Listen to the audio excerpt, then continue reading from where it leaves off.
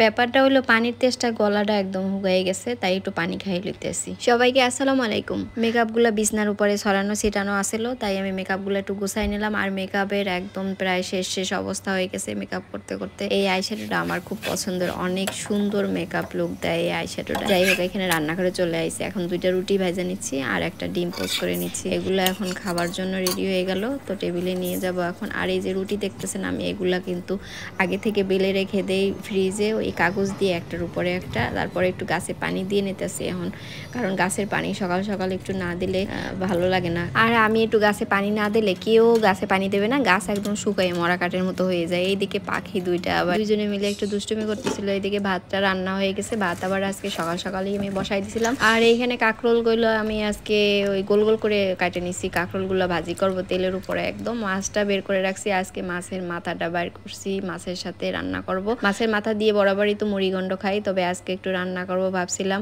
আর মাছের মাথা খাইতে আমার কিন্তু বেশ ভালোই লাগে, কার কার পছন্দ তাই কইেন। কাঁকরোলগুলারে আগে একটু মরিচ হলুদ লবণ দিয়ে মাখাই রাখছিলাম, আর তেলটারে একটা কড়াইতে গরম করে নিছিলাম ভালো করে। তারপরে আমি তেলের ভিতরে কাঁকরোলগুলো দিয়ে দিতেছি, একদম মচমচে করে ভাজা করব আজকে কাঁকরোলগুলো। আর এই মাছটা আমি রান্না করছি মানে ভুনা রান্না করে এটা। সবসময় আবার মাছ ভেজে রান্না করলে আমার ভালো লাগে না, মাঝে মাঝে একটু কাঁচা মাছ রান্না মানে ভুনা রান্নাটাও খুব ভালো লাগে খাইতে। এইদিকে কাঁকরোলটা একদম মুচমুচে হয়ে যাইতেছে, আর মাছটা কষানোর পরে পানি দিয়ে দিছি। মাছের রংটা অনেক সুন্দর আসছে মাশাআল্লাহ। আর এই কাঁকরোল কয়টা ভাজা হয়েছে, আর বাকিগুলো আমি দিয়ে দিছি।